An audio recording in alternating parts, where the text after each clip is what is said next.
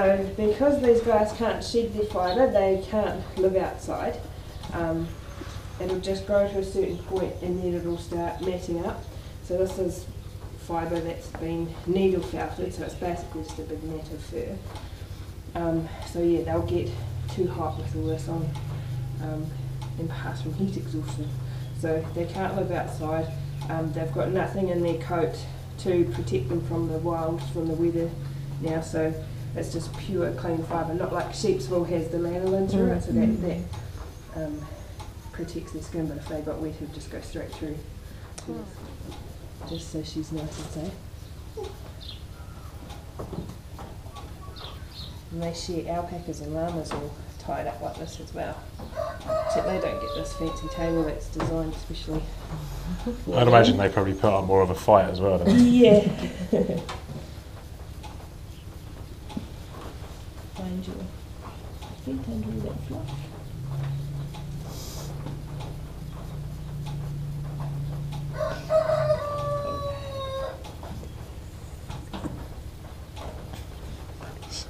Superman. Right, I'm just gonna stretch her out a little bit. But she's not really tight, it's still a bit loose. Just to pull out any wrinkles, we don't want to get a wrinkle pulled in here. I'll show you how this works. I've done it ballet before, just to do the short stuff. She's a little bit ticklish, this bunny. This vibrates a bit, so when I go in here, she's going to give a bit of a wiggle. She's only being tickled. Oh.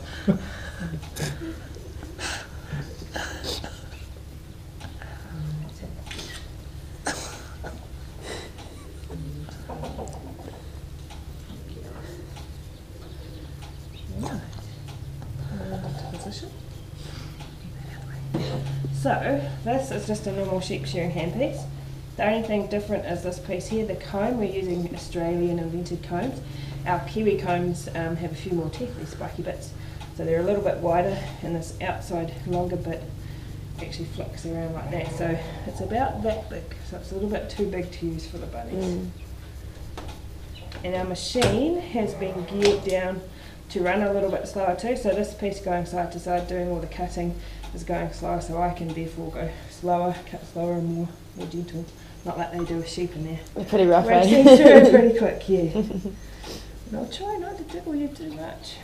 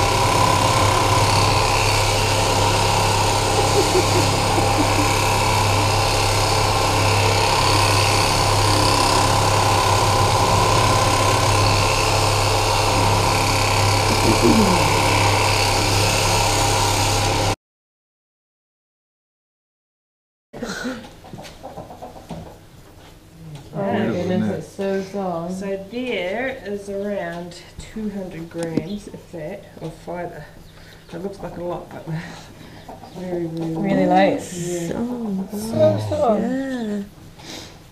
So to use this to make yarn, it needs to be blended with sheep's wool. So this is 100% here, and just from people handling it, you can see it's starting to mat up.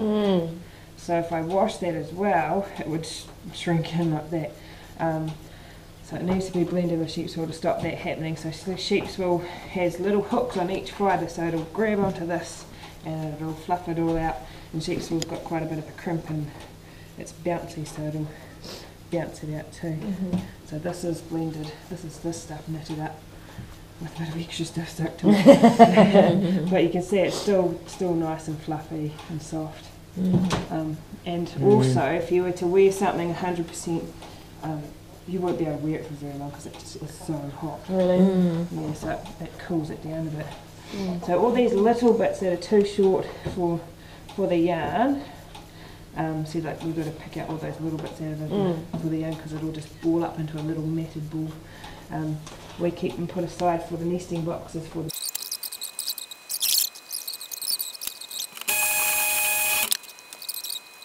So we don't have to worry about her getting cold now. The lines that you can see from the handpiece, within sort of a couple of days it'll be gone. It springs away that quick. So if they feel cold, it'll grow faster. But if they're too hot, it'll slow down, but it'll just be still too hot for them. So we're just going to make sure they don't get too warm. So in the shed we have a temperature control system. So when it hits 15 degrees, it lets the blinds down and lets the air flow through to cool it down. Oh, you tickle tummy. Oh, hang on.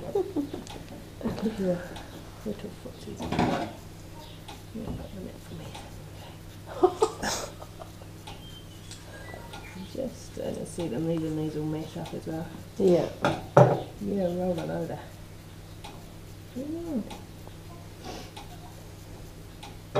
You're just about wrong flat down.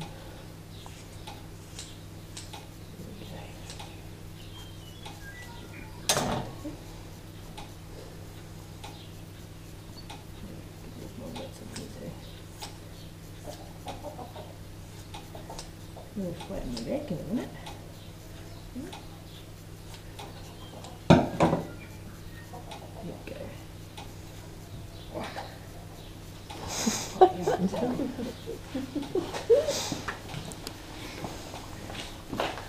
Now it's going to be real slippery.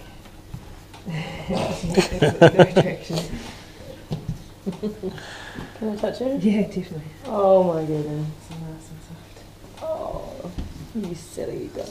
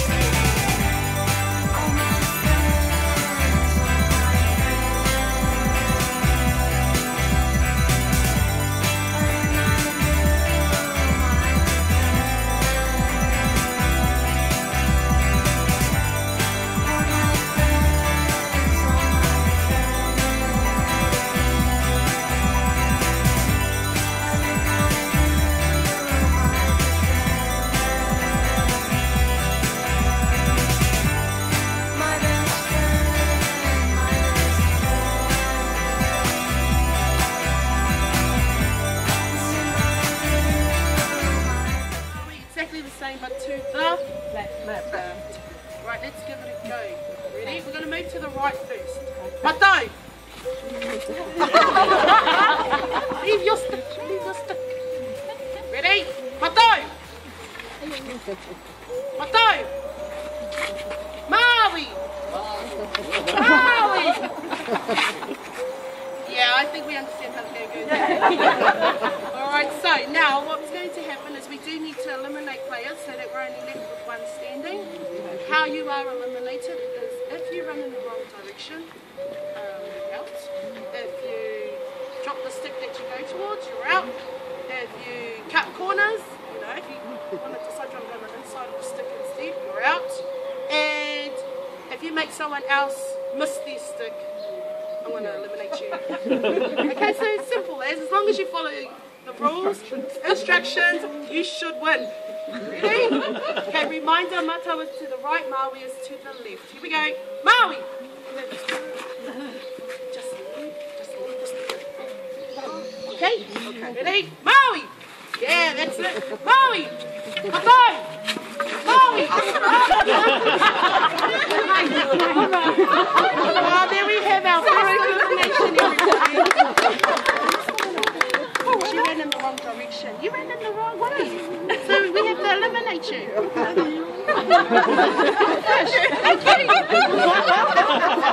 Now we're a triangle. Oh yeah. Okay, so just going to take it out a tad.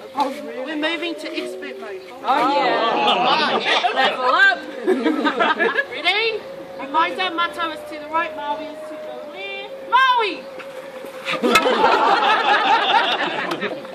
Just GP straight away.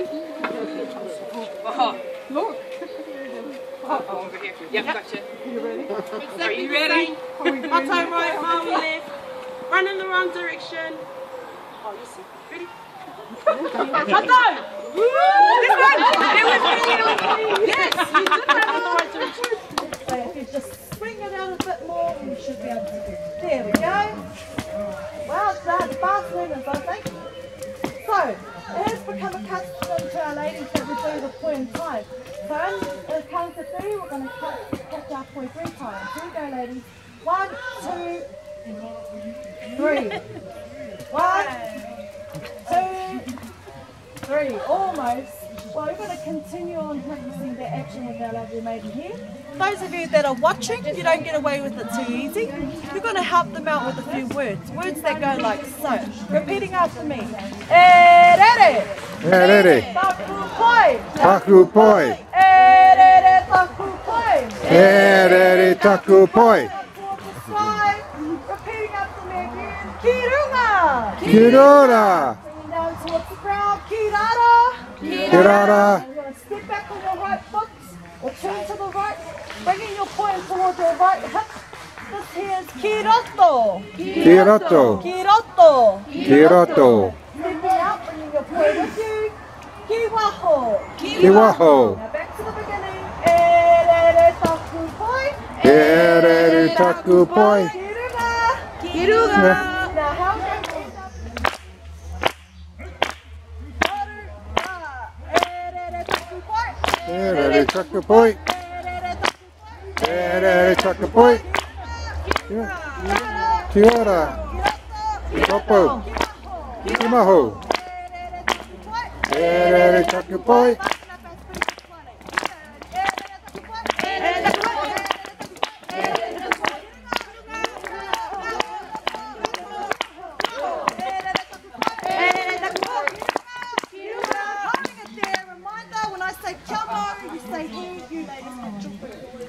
All at one time. Here we go. Chamba! Hey!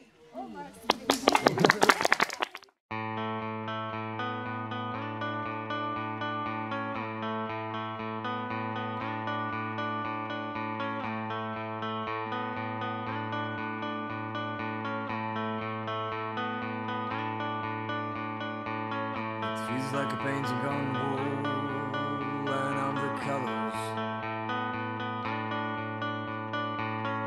Dragonflies and waterfalls, a new life in common. The ashes merge into steel. I'm standing still, I'm standing still.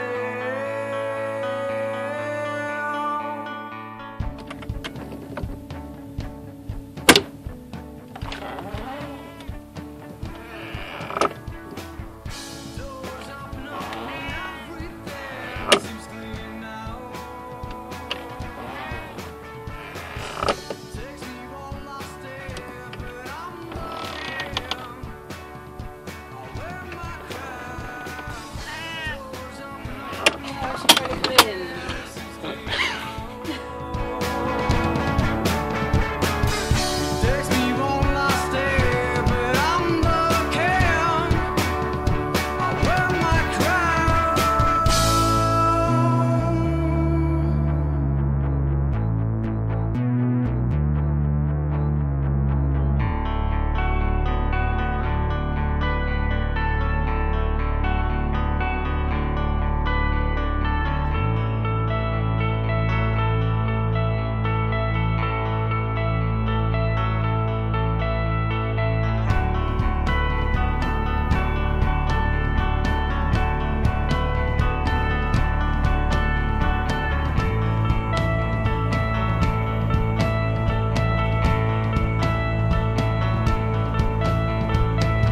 It feels like an endless music flow along the road.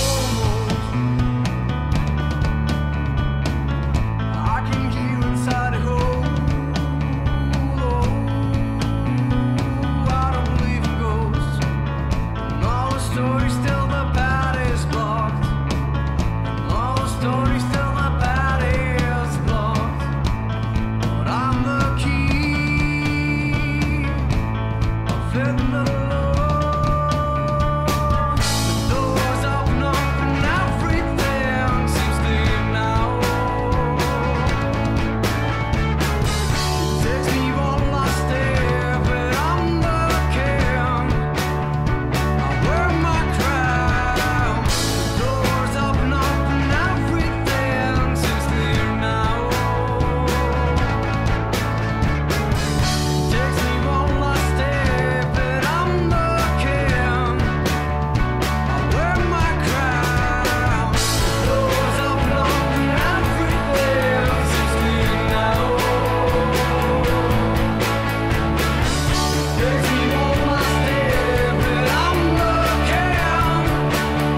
I wear my crown.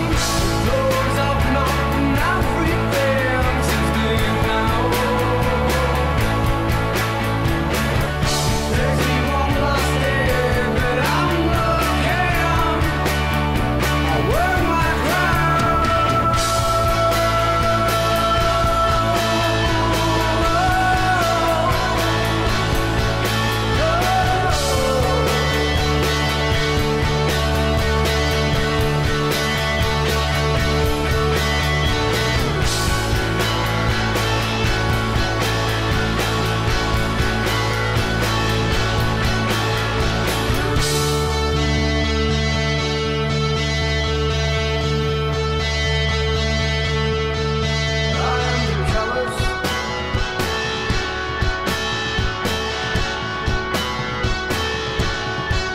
I am the colors. I am the colors. I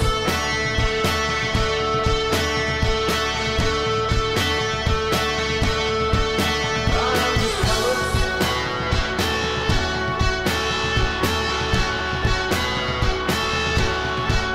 I am the colors.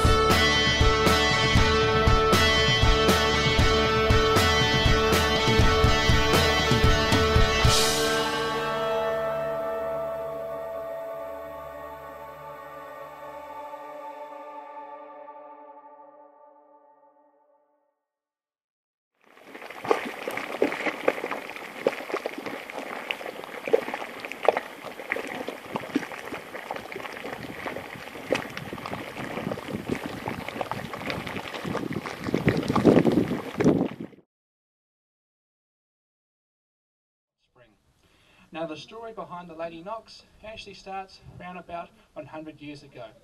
But back then this area was nothing more than a barren wilderness covered in light shrub and bush. And not too far from where you folks parked your cars this morning was a prison camp. In fact, it was the first open prison in New Zealand. Now, the prisoners who were sent there, well, it was their job to clear the land of the light bush and shrub and to prepare the land for the planting of pine trees. And in fact, most of the forest you see between Rotorua and Taupo, and including this one in front of you, were originally started using prison labour.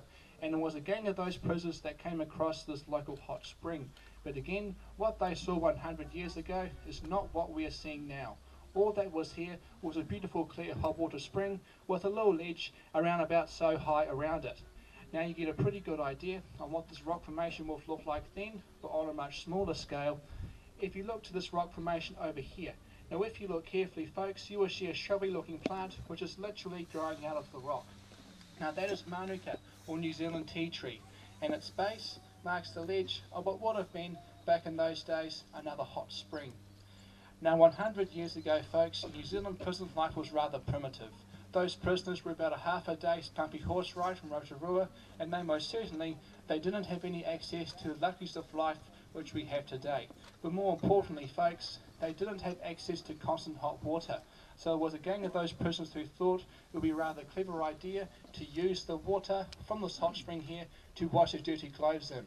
Now they will save them the trouble of having to gather firewood and to boiling water. So one morning, a group of those prisoners came down to this very hot spring with their soap, their dirty washing and their scrubbing brushes. They dipped their clothes into the hot spring, they pulled them out, they scrubbed them up with some soap, then they dropped them back into the hot spring to rinse them off. Now what happened next was those prisoners got one heck of a fright. What actually happened was this hot spring erupted. So sending their clothes skywards, they got a heck of a fright and they ran through the bushes behind me here. Now we now know what those prisoners did. The soap which they used, it broke the surface tension between the two chambers of water beneath the natural reservoir which is the geyser here, forcing that superheated water from underneath to come up through those cooler levels of water and out through the top and an eruption. Now that is what we're going to do this morning, but instead of using soap, we now use a 100% biodegradable substance called surfactant, which has been chemically engineered to do the exact same thing to the geyser, but to leave no harmful contaminants in the environment or do any damage to the Lady Knox geyser here. Now very soon you'll see bubbles starting to form around the top of the vent as that hot water mixes with the cooler levels of water. You'll see the water start to surge as she builds up into her first full eruption.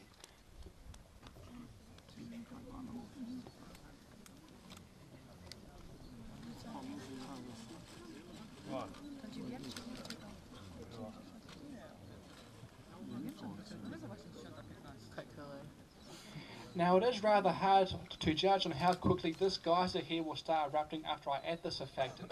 It can be about 1 minute or it can be about 10 minutes. So I vary my speech accordingly and run away if I have to. Now to get from something folks that look like from this rock formation over here to this, what actually happened was those same prisoners came back to the hot spring and they decided to build a chimney. And the reason for doing that was purely for their own entertainment. Because back in those days, they didn't have access to TVs, videos, or any of that sort of gear. They had to create their own fun. So by piling rocks around the mouth of the geyser, it forced that water into a smaller opening, which made a stronger jet of water, which sent their clothes even higher. But then Mother Nature came along, and she gave the geyser this white mantle using a mineral called silica. Now that's in the geyser water. Each time there's an eruption, water falls over these rocks, where it's the wind and the sun which evaporates the water and leaves behind this distinctive cone shape and colour which we are seeing today. Now the geyser will still naturally erupt without me adding the surfactant. Her natural eruption cycle is somewhere between a 24-hour to 72-hour period. And back in the 1900s, people used to come out and camp not too far from where your cars are parked today to see if they could watch the geyser naturally erupt. But chances are, folks, they probably would have missed the geyser. So Tom McNice said you will get to see her. She's been Jew study now since the 1930s, and she's still playing as strong as she did then. Now the geyser is named after Lady Constance Knox. Now quite honestly folks, in New Zealand's history, she wasn't all that important, but her father was, and he was a gentleman called Lord Ranfurly, and he was New Zealand's 15th Governor General at that time. Now in May of 1903, he was out here with his family visiting the local prison just to see how that prison camp was getting on. To mark the occasion of that visit, his daughter, the Lady Constance Knox, came down to the geyser here, she induced it, and that's how the name sort of came about, okay? Quick little bit of geology about the geyser. She's about 150 years old. The natural reservoir below her contains about 27,000 litres of water. She can play for up to 1 hour, and she can play between the heights of 10 and 20 metres. But how high she goes for and how long she goes for is totally dependent on the amount of water in the natural reservoir below her. Now just quickly, you can now find geysers in 3 main areas in the world. The largest cluster is in Yellowstone National Park in the United States. Some smaller groupings in Kamchatka in Russia, and another further cluster in Iceland. And actually, it's from Iceland that gives us the word geyser. Now in English, that simply means to gush forth. Now down here in New Zealand, folks, we do not call these geezers, okay? A geezer to us is a two-legged elderly gentleman, not one of these. So take plenty of photos and enjoy your day here with us at Waitapu Thermal Wonderland. Thank you very much.